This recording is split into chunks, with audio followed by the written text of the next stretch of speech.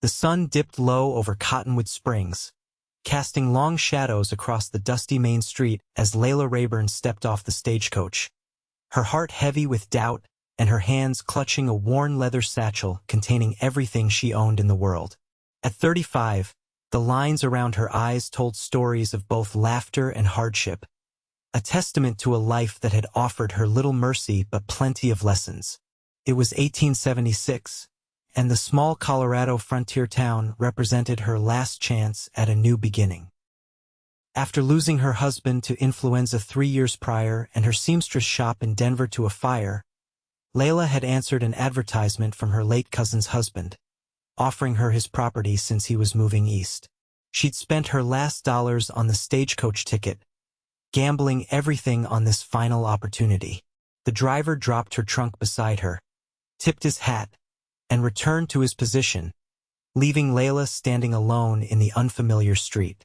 A band of rowdy cowboys exited the saloon across the way, their laughter carrying on the evening breeze. She tightened her grip on her satchel, suddenly aware of how exposed she felt. "Madam, you look a mite lost." The deep voice startled her, and she turned to find a tall man regarding her with kind eyes beneath the brim of his Stetson. His weathered face suggested he was in his early 40s, with streaks of silver threading through his dark hair at the temples. "I'm looking for Sheriff Parker," Leila replied, attempting to keep her voice steady. "I've inherited the Montgomery property outside of town." The man's eyebrows rose slightly. "I'm Logan Steele, the sheriff's deputy. Jim Parker's out tracking some rustlers, but I'd be happy to help you." He extended a calloused hand. "The Montgomery place has been sitting empty for some time now." Leila accepted his handshake, noticing the strength in his grip and the gentleness with which he held her hand. "Leila Rayburn. My cousin Sarah was married to Edward Montgomery." Logan nodded solemnly. "I remember Sarah. Fine woman. My condolences on your loss." He gestured toward her trunk. "Let me help you with that. My wagon's just down the street." As they walked, Logan gave her a brief overview of Cottonwood Springs. It was a growing town, he explained, with the railroad scheduled to reach them by year's end. There was opportunity here for those willing to work. "What are your plans for the property, if you don't mind my asking?" Logan loaded her trunk into his wagon. Leila smoothed her skirt, choosing her words carefully. "I was a seamstress in Denver. I'm hoping to establish myself here, perhaps open a small shop eventually." Logan helped her onto the bench and climbed up beside her. The scents of leather, horses, and sage filled the air as he clicked his tongue, setting the horses in motion. Cottonwood Springs could use a good seamstress. Mrs. Halloway does some sewing, but she's getting on in years and her eyesight isn't what it used to be. The sun was nearly gone by the time they reached the small homestead 3 miles outside of town. In the fading light, Leila could make out a modest cabin with a covered porch, a small barn, and a chicken coop. It wasn't much, but it was more than she'd had yesterday. "It might need some work," Logan said, helping her down from the wagon. "Edward left rather suddenly after Sarah passed." Leila nodded, her throat tight with emotion. Sarah had been her favorite cousin, more like a sister really. They'd written faithfully until Sarah's fever took her last winter.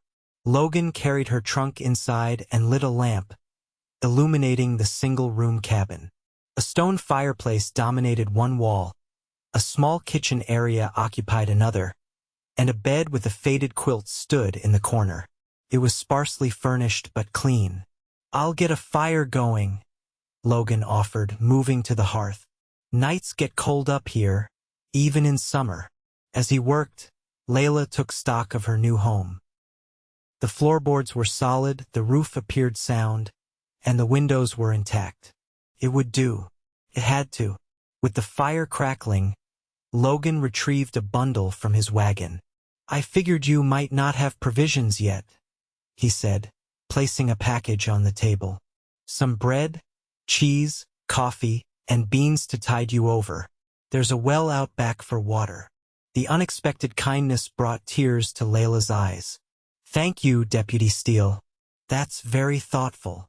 Logan, please. His smile created crinkles around his eyes. And it's no trouble. Folks help each other out here, it's how we survive. He showed her how to work the stove and where to find firewood, then lingered by the door. I'll be back tomorrow to help you get settled properly, if that's all right. After he left, Leila sat by the fire, nibbling on bread and cheese. The silence enveloped her, broken only by the occasional pop from the hearth and the distant call of a coyote. For the first time in months, she allowed herself to hope.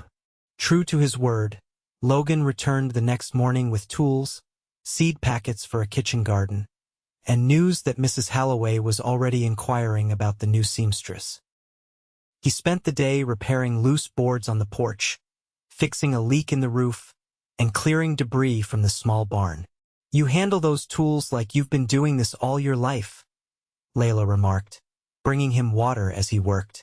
Logan wiped his brow, accepting the dipper gratefully. My pa was a carpenter before he took up ranching. I learned young. You're not a full-time deputy then? 3 days a week. The rest of the time, I work my own spread about 5 miles north of here. He gestured toward the distant hills. Nothing fancy, just enough to get by. Over the next few weeks, a rhythm developed. Logan would stop by every few days, always with some small repair to make her news from town. Leila began receiving sewing commissions, starting with alterations and mending, then progressing to new garments as word of her skill spread. One evening in late August, Logan arrived with a bouquet of wildflowers and an invitation to the town's harvest dance. The whole town will be there, he explained. Good way for you to meet folks properly. Leila hesitated, her hands automatically smoothing her hair, now streaked with more gray than she cared to admit. I don't know, Logan. I haven't been to a social gathering in years. All the more reason to come, he insisted. Besides, you can't hide out here forever, Leila. She wanted to explain that it wasn't about hiding, but about protecting herself from the whispers and pitying glances. A 35-year-old widow was practically an old maid in frontier terms. I'll think about it, she promised, accepting the flowers with a smile that didn't quite reach her eyes. After he left, she found herself standing before the small mirror hanging on the cabin wall. The woman who stared back at her had changed from the hopeful young bride she'd once been. Her chestnut hair, once her pride, now showed strands of silver. Fine lines marked the corners of her eyes and mouth. Not unattractive, perhaps, but certainly no longer young. On the night of the dance, Leila surprised herself by donning the blue dress she'd sewn the week before. It was a practical garment, but she'd allowed herself a bit of lace at the collar and cuffs. With trembling fingers, she pinned her hair up, leaving a few soft curls to frame her face. The town hall was transformed with lanterns and bunting. A fiddle player and a man with a banjo provided lively music, while tables groaned under the weight of dishes contributed by townspeople. Leila stood in the doorway, suddenly unsure. You came. Logan's voice behind her made her jump. He looked different, dressed in a clean white shirt and black vest, his usually unruly hair slicked back. And you look beautiful. Thank you, she murmured, accepting his arm as he led her inside. The evening passed in a blur of introductions. Leila met Mrs. Halloway, who clasped her hands and declared her embroidery work a godsend. The sheriff, Jim Parker, thanked her for the repairs to his uniform coat.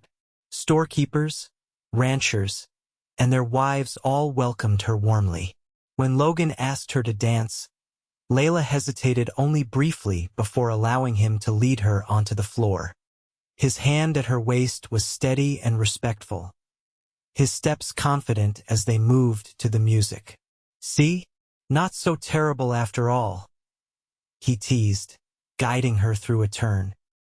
"The company makes all the difference," she replied, surprising herself with the flirtatious tone. Logan's eyes crinkled. "I couldn't agree more." As the evening wore on, Leila found herself relaxing, even enjoying the festivities. It wasn't until she overheard a snippet of conversation that her contentment shattered. "Shame about Logan getting sweet on the new widow," a woman's voice carried from behind a column. "Man his age should be looking for someone young enough to give him children." "She does seem a bit long in the tooth," another voice agreed.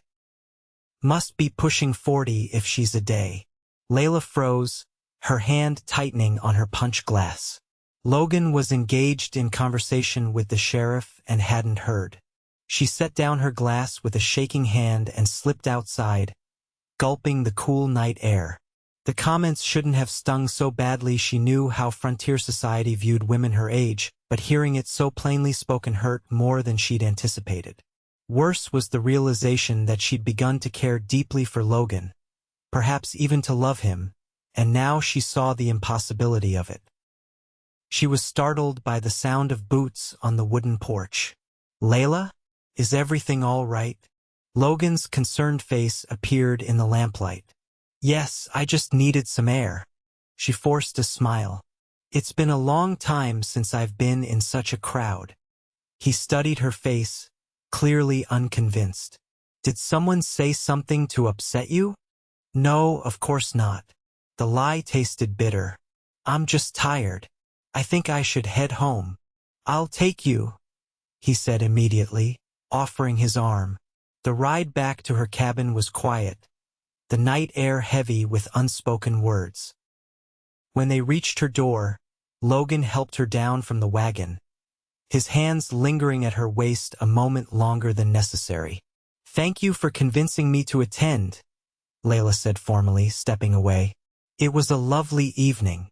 Logan frowned slightly. "Something's changed." "What is it?" "Nothing's changed, Logan. I've just remembered some realities I'd been allowing myself to forget."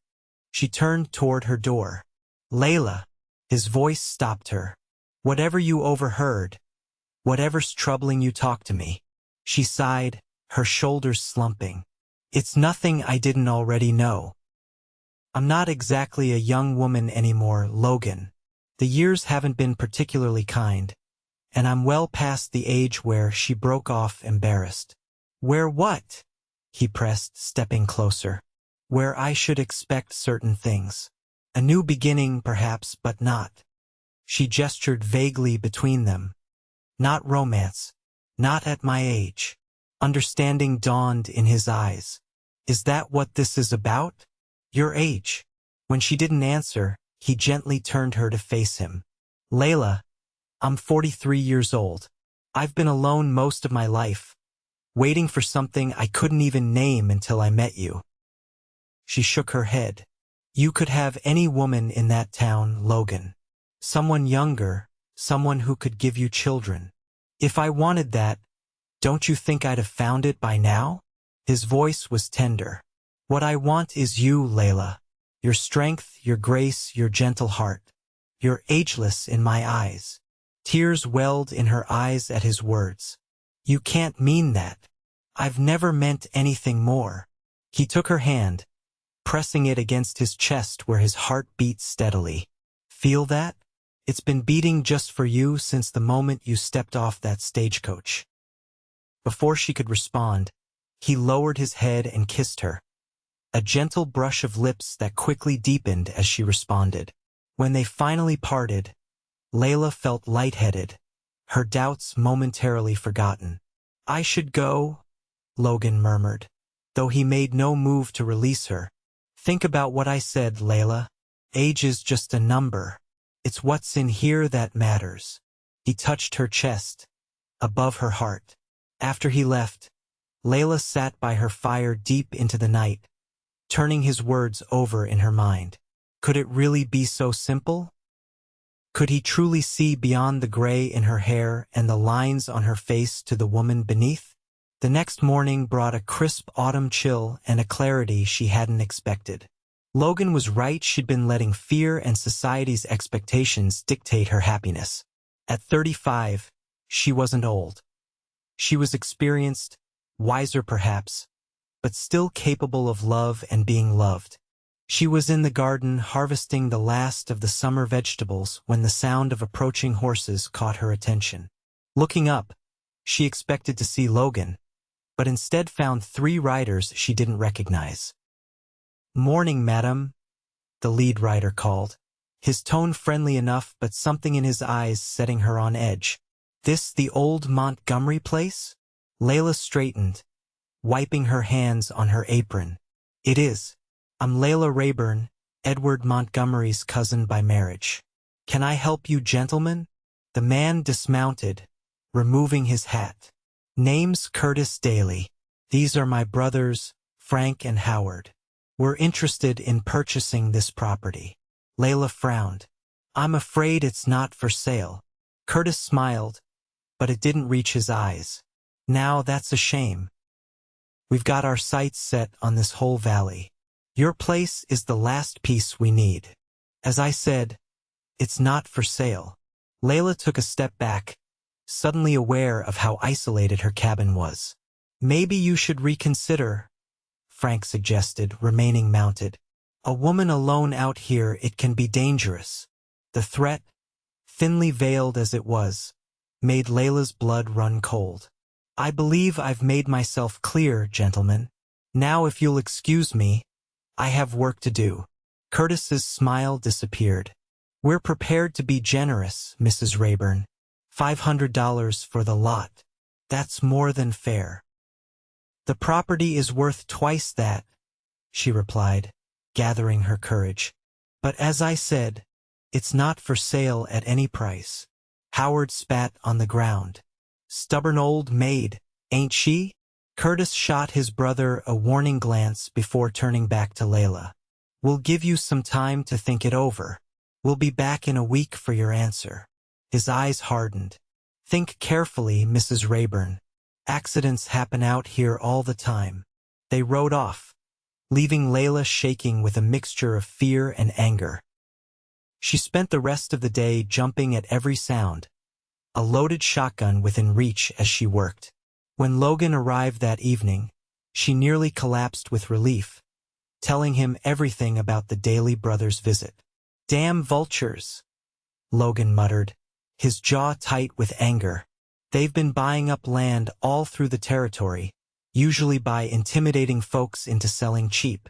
"What should I do?" Leila asked, pouring coffee with hands that still trembled slightly. Logan's expression was grim. "First thing tomorrow, we're riding into town to file a formal complaint with Jim. The Dalys need to know you're not alone in this." That night, Logan insisted on staying, sleeping on a bedroll by the fire despite Leila's protests. "I'm not leaving you alone until this is resolved," he said firmly. In the clear light of morning, they rode to town together, where Sheriff Parker took their statements with growing concern. "The Dalys have caused trouble before," he acknowledged, "but they're careful to stay just on the right side of the law. Without witnesses to an actual crime, there's not much I can do officially." "So they can just threaten her and get away with it?" Logan demanded. Jim sighed. "I didn't say that. I'll pay them a visit. Make it clear that Mrs. Rayburn has friends in town. Sometimes that's enough to send them looking for easier targets." On the ride back to her cabin, Logan was unusually quiet. Finally, he cleared his throat. "Leila, there's something I've been meaning to ask you." Her heart skipped. "Yes. I know this might seem sudden, or maybe prompted by the situation, but it's not. I've been thinking about it for weeks." He reined his horse to a stop, turning to face her. "I love you, Leila Rayburn. I think I've loved you since that first day.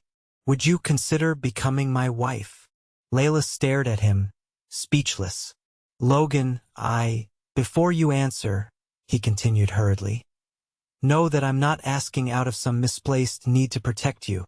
I'm asking because I can't imagine my life without you in it." Tears filled her eyes. "Are you sure, Logan?" Really sure? I'm not young anymore and, Leila, he interrupted gently, do you love me? Yes, she whispered.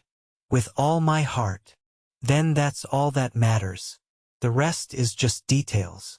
She laughed through her tears. Then yes, Logan Steele. I would be honored to be your wife.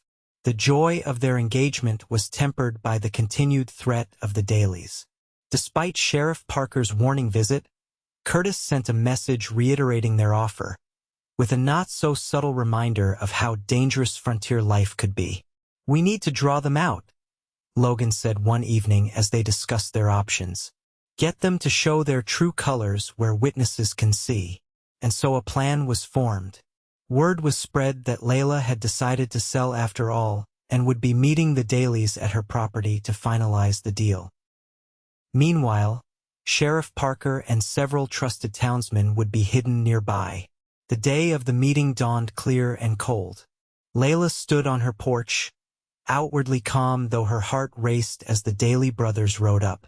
Glad to see you've come to your senses, Mrs. Rayburn, Curtis said, dismounting. You have the deed ready?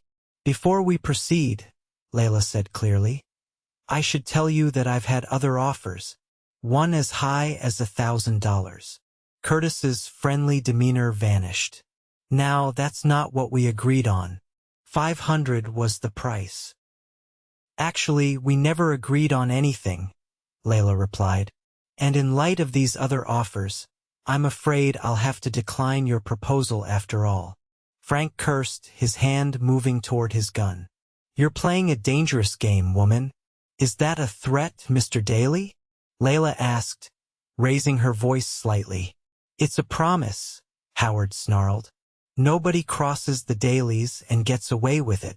I believe that's enough, Sheriff Parker called, stepping out from behind the barn with his rifle raised. Logan and 5 other men emerged from various hiding places, all armed. Curtis's face darkened with rage. This is entrapment. This is justice, Logan corrected, moving to stand beside Leila. You've been threatening honest folks long enough. The Dalys were arrested for attempted extortion and threatening behavior. With multiple witnesses to their threats, they faced jail time and fines substantial enough to cripple their land-grabbing operation. 2 weeks later, on a crisp October morning, Leila stood beside Logan in the town church, exchanging vows before the entire community of Cottonwood Springs. She wore a dress of cream-colored silk that she'd worked on late into the night, embellished with tiny pearl buttons and delicate embroidery. You are the most beautiful bride I've ever seen, Logan whispered as they turned to face their friends and neighbors as husband and wife. Even with my gray hairs? She teased, feeling younger and more alive than she had in years. His eyes crinkled with the smile she'd come to love so dearly. Especially with your gray hairs. Each one is a battle you've won, a story you've lived. And now we'll write the rest of our story together. Their reception was held at the town hall, the same place where Leila had once overheard those hurtful comments about her age. Now, those same women watched with barely concealed envy as Logan twirled her around the dance floor, his eyes never leaving hers. Mrs. Steele, he murmured, drawing her close as the music slowed. How does it feel? Perfect, she replied honestly. Like coming home after a very long journey. That night, they returned to Logan's ranch, a cozy 2-bedroom house nestled among pine trees with a view of the mountains. He carried her across the threshold, set her gently on her feet, and kissed her with a tenderness that brought tears to her eyes. Welcome home, my love, he whispered against her lips. In the days that followed, they settled into a rhythm of shared work and stolen moments. Logan continued his deputy duties while running his ranch, and Leila established a proper seamstress shop in a small building on their property. Word of her skill spread beyond Cottonwood Springs, bringing customers from neighboring towns. Winter came early that year, blanketing the land in snow and forcing them to spend long evenings by the fire. It was during one such evening, As Logan read aloud from a book of poetry and Leila worked on a quilt, that she realized how completely content she was. "Logan," she said suddenly, setting aside her sewing, "do you ever regret marrying an older woman?" He looked up, surprised. "Where is this coming from?" She shrugged, suddenly feeling foolish. "I was just thinking about the future, about growing older." Logan closed his book and moved to sit beside her on the sofa. "Leila, we're all growing older. Every day. That's not something to fear, it's something to celebrate. Each day we have together is a gift." "But I'll be gray and wrinkled before you," she persisted. He laughed softly. "Have you looked at me lately? I'm hardly a spring chicken myself." He took her hand, pressing it to his lips. "Besides, when I look at you, I don't see age. I see the woman who rebuilt her life from ashes, who stood up to the dailies without flinching, who makes me happier than I ever thought possible." Leila leaned into him, resting her head on his shoulder. "How do you always know exactly what to say? It's easy when it's the truth." He wrapped his arm around her. "We have decades ahead of us, Leila. Decades to love and live and grow old together. And I wouldn't have it any other way."